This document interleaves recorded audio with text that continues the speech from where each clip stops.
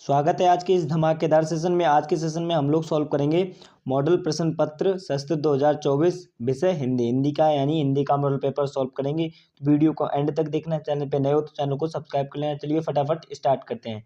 समय हमें मिलता है वही हमारा जो रेगुलर है, 3 घंटे 15 मिनट हमें मिलते हैं पेपर को पढ़ने के लिए।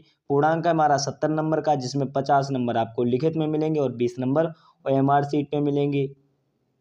चलिए फटाफट इसके निर्देश पढ़ लेते हैं। निर्देश: प्रारंभ के 15 मिनट परीक्षार्थी यानी विद्यार्थियों को प्रश्न पत्र पढ़ने के लिए निर्धारित हैं। प्रश्न पत्र 2 खंडों में विभाजित है। खंड आ खंड बा में विभाजित है। प्रश्न पत्र के खंड आ में बहुविकल्पीय प्रश्न है, जिसमें सही विकल्प का चयन करके OMR शीट पर नीले अथवा काले बॉल पॉइंट पेन से सही विकल्प वाले गोले को पूर्ण रूप से काला करें। खंड आ में बहुविकल्पीय प्रश्न हेतु प्रत्येक प्रश्न के लिए 1 अंक निर्धारित है, यानी एक प्रश्न 1 अंक। OMR शीट पर उत्तर अंकित किए जाने के पश्चात उसे काटे नहीं तथा इरेजर एवं व्हाइटनर आदि का प्रयोग न करें। प्रत्येक प्रश्न के सम्मुख उनके निर्धारित अंक दिए गए हैं, यानी हमारा प्रश्न दिया गया है, पहला 1 नंबर, दूसरा 1 नंबर, ऐसे करके अंक निर्धारित हैं। चलिए फटाफट बहुविकल्पीय प्रश्नों को हल कर लेते हैं। पहला है हमारा, बाबू गुलाब राय किस युग के लेखक हैं? अगर आपको पता है तो आपको कमेंट में जवाब देना है। जो बाबू गुलाब राय हैं वो भारतीय युग के कवि हैं या द्विवेदी युग के या शुक्ल युग के या शुक्लांतर युग के? जो बाबू गुलाब राय हैं वो किस युग के कवि हैं? वो द्विवेदी युग के कवि हैं, यानी B is the right answer. दूसरा है हमारा, चिंतामणि किस विधा की रचना है? चिंतामणि किस विधा की रचना है? निबंध है या कविता है या नाटक या कहानी? जो चिंतामणि है वो किस विधा की रचना है? चिंतामणि एक निबंध विधा की रचना है, यानी यह निबंध है। गबन किसकी रचना है? आपको बताना है गबन किसकी रचना है। पता है तो कमेंट में जवाब जरूर दें। गबन किसकी रचना है? मुंशी प्रेमचंद्र जी की, जयशंकर प्रसाद या निराला की या हरिकृष्ण प्रेमी की? तो जो गबन है ना वो किसकी रचना है? मुंशी प्रेमचंद्र की, यानी is the right answer. Munshi Premchandra ji की गबन रचना है, ये एक उपन्यास है। शुक्ल युग की समय विधि है, यानी शुक्ल युग की समय विधि कितनी है?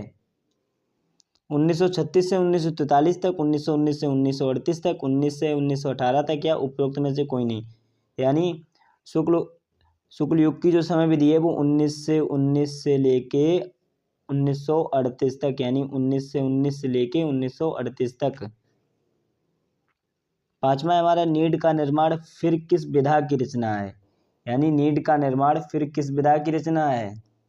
आपको बताना है, जीवनी विधा की, आत्मकथा या भेंटवार्ता या रेखा चित्र? यानी जो नीड का निर्माण है फिर वो क्या है? वो एक आत्मकथा है, यानी B is the right answer. छठा है हमारा, प्रिय प्रवास किस युग की रचना है? प्रिय प्रवास किस युग की रचना है? द्विवेदी युग की, भारतेंदु युग की या प्रगतिवादी युग की, छायावादी? यानी जो प्रिय प्रवास है वो द्विवेदी युग की रचना है, यानी इज द राइट आंसर। अगर आपको इसकी PDF चाहिए तो डिस्क्रिप्शन में लिंक है, जाके वहाँ से PDF डाउनलोड कर सकते हो। सेम ऐसा ही पेपर आपको मिलेगा बोर्ड में। सातवां प्रश्न है हमारा, मधुशाला किसकी रचना है? मधुशाला किसकी रचना है? रामधारी सिंह दिनकर, हरिऔध, हरिवंश राय बच्चन, सुमित्रानंद पंत? पता है तो आप कमेंट में जवाब दें। जो मधुशाला है वो हरिवंश राय बच्चन की रचना है, यानी सी इज द राइट आंसर। फटाफट आठवां देखते हैं, भारत भारती किसकी रचना है? बताना है भारत भारती किसकी रचना है? सियाराम शरण गुप्त की या मैथिली शरण गुप्त की या जयशंकर प्रसाद की या महादेवी वर्मा की? जो हमारी भारत भारती रचना है वो किसकी है? मैथिली शरण गुप्त जी की है, यानी B is the right answer. नौवां है हमारा, आधुनिक काल कब से कब तक है? आधुनिक काल कब से कब तक है?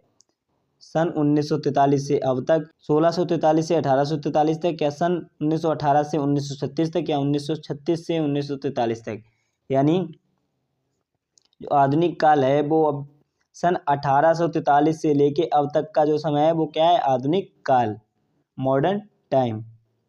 10वां है हमारा, मोतीराम किस युग के कवि हैं?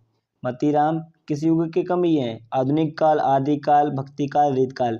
यानी जो मतीराम है ये हमारे रीतिकाल युग के कवि हैं, यानी D is the right answer. 11वां है हमारा, हास्य रस का स्थायी भाव क्या है? हास्य रस का स्थायी भाव क्या है? शोक, रति, हास, निर्वेद। क्या है हास्य रस का जो स्थायी भाव है वो क्या है? हास। Is the right answer. 12वां है, सुहत ओढ़े पीत पट श्याम सलोने गात मनो नील मणि शैल पर अताप पर प्रकाश। यानी उपरोक्त पंक्तियों में कौन सा अलंकार है?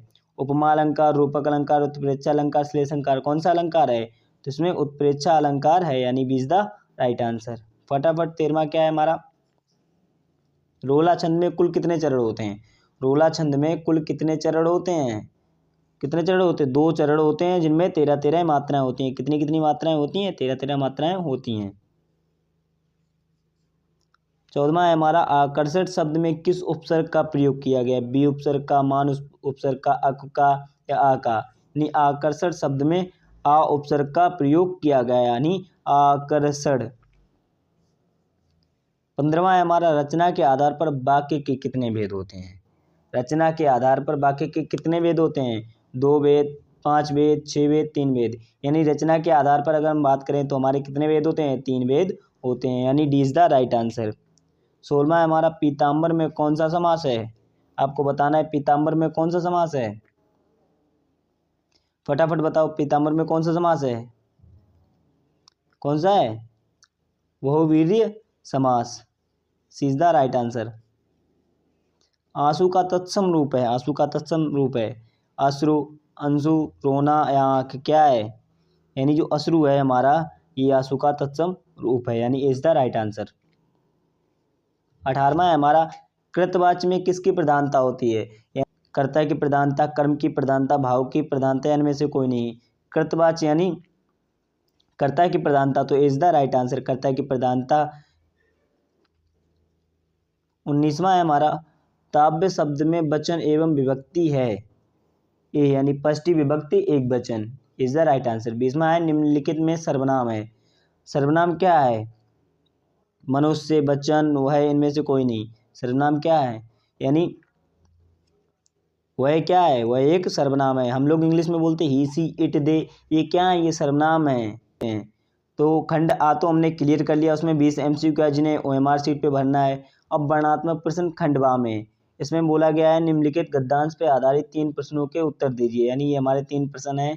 क्या है? उपरोक्त गद्यांश का संदर्भ अंश की व्याख्या कीजिए। लेखक के अनुसार समाज में विभिन्नता देखकर लोग एक दूसरे को क्यों आकर्षित होते हैं? तो फटाफट, यानी रेखांकित अंश की यहाँ से लेके जो यहाँ तक अंडरलाइन है, यहाँ तक आपको इसकी व्याख्या लिखनी है और इसका संदर्भ लिखना है, और ये जो क्वेश्चन पूछा गया है ये लिखना है आपको। अगर आपको वो नहीं आ रहा तो आप अथवा में ये लिख सकते हो, हे भगवान तब के लिए विपद के लिए इतना आयोजन, परमपिता की इच्छा के विरुद्ध इतना साहस, पिताजी क्या भीख ना मिलेगी। अगर आपको जो भी दोनों में से आ रहे हैं वो लिखने हैं। प्रश्न 2 है हमारा, खंडवा में दिए गए पद्यांश पर आधारित 3 प्रश्नों के उत्तर दीजिए। ये पद्यांश है हमारा, इसमें भी 3 प्रश्न है, उसके आपको उत्तर देने को। पहले पढ़ लेते हैं। पद्यांश क्या बोला? चरण कमल बंदो हरिराय जा की कृपा पंगो गिरी लम्ह, अंधे को सब कुछ दर्शाए, बहरे सुने, गूंगा पुनः बोले, रंग चले सिर छत्र धराई। यानी इसमें बोला गया है, हमारे क्वेश्चन है, उपरोक्त पद्यांश का संदर्भ लिखिए, रेखांकित अंश की व्याख्या कीजिए, उपरोक्त पंक्तियों में कौन सा अलंकार है? अगर आपको पता है तो आप लिख लेना, अगर आपको वो नहीं आ रहा है तो आप अथवा करके लिख सकते हो। सुन सुंदर बैन सुधारस, सयाने सयानी जानकी जानी वाली। यानी आपको पद्यांश मिलेंगे, आपको पढ़ के इनमें से अपने मन से आंसर बनाना है, रटना नहीं है। क्वेश्चन नंबर 3 है हमारा, दिए गए संस्कृत गद्यांश में से एक का संदर्भ सहित हिंदी में अनुवाद कीजिए। यानी जो हमारा पैराग्राफ दिया गया है जिसे हम गद्यांश बोल रहे हैं, इसका आपको इसको हिंदी में अनुवाद करना है। कितने नंबर में पूछा जाएगा? 2+3, यानी 5 नंबर में आपका पूछा जाएगा, तो आप पढ़ लेना। अगर आपको वो नहीं आ रहा तो आप ये लिख सकते हो, मानव जीवन से संस्कार, यानी मानव जीवन को सुधारना संवारना है हमारी संस्कृति। अस्माक पूर्वज, हमारे पूर्वजों ने मानव जीवन को सुधारने के लिए अत्यंत प्रयास किए। प्रश्न 4 है हमारा, दिए गए संस्कृत पद्यांश में से किसी एक का संदर्भ सहित हिंदी में अनुवाद कीजिए, यानी आपको दो में से एक का अनुवाद करना है। पांचवा है हमारा, अपने पठित खंडकाव्य के आधार पर निम्नलिखित प्रश्नों का एक उत्तर दीजिए। 3 नंबर में पूछा जाएगा। आपका जो भी खंडकाव्य वो अपनी अपनी डिस्ट्रिक्ट में चलता है, जो भी आपका खंडकाव्य हो, मुक्तिदूत, ज्योति जवाहर, मेवाड़ मुकुट, अग्रज, जय सुभाष, मातृभूमि या कर्ण खंडकाव्य, करमवीर भरत, तुमुल, जो भी आपकी डिस्ट्रिक्ट में हो तो आपको लिखना है। 3 नंबर में पूछा जाएगा। दिए गए लेखकों में से एक का जीवन परिचय लिखते हुए उनकी एक प्रमुख रचना का उल्लेख कीजिए, यानी आपको जीवन परिचय लिखना है। डॉक्टर राजेंद्र प्रसाद, जनशंकर प्रसाद, आचार्य, तीनों में से एक आना है, तो आपको 3 में से एक को ही लिखना है उसकी एक प्रमुख रचना के साथ। दिए गए कवियों में से किसी एक का जीवन परिचय देते हुए अपनी एक प्रमुख रचना का उल्लेख कीजिए, यानी तीनों में से आपको फिर लिखना है एक के जीवन परिचय, तो एक एक रचना भी साथ में लिखनी है। अपनी पाठ्य पुस्तक में से कोई एक श्लोक लिखिए जो प्रश्न पत्र में ना आया। आपको एक श्लोक लिखना है जो इस प्रश्न पत्र में ना आया हो। 8वां है हमारा, निम्नलिखित में से किन्हीं दो प्रश्नों के उत्तर संस्कृत में दीजिए, यानी इनका उत्तर हमें किसमें देना है, संस्कृत में। 9वां है हमारा, निम्नलिखित में से किसी एक विषय पर निबंध लिखिए, यानी कितने नंबर में पूछा जाएगा, 7 नंबर में पूछा जाएगा। पर्यावरण संरक्षण के उपाय, आतंकवाद कारण एवं निवारण, जनसंख्या लाभ एवं हानि, नारी सशक्तिकरण, यानी इन चारों में से जो भी आपको निबंध आ रहा है वो आपको अपनी कॉपी पे लिखना है। लास्ट है हमारा 10वां खंड, बा में अपनी विशेष रुचियों का उल्लेख करते हुए अपने मित्र को एक पत्र लिखिए, अथवा उत्तर मध्य रेलवे को एक शिकायत पत्र लिखिए जिसमें टिकट निरीक्षक द्वारा किए अभद्र व्यवहार का उल्लेख हो, यानी ये भी 4 नंबर में पूछा जाएगा। तो आज का टॉपिक हमारा यहीं पर समाप्त होता है।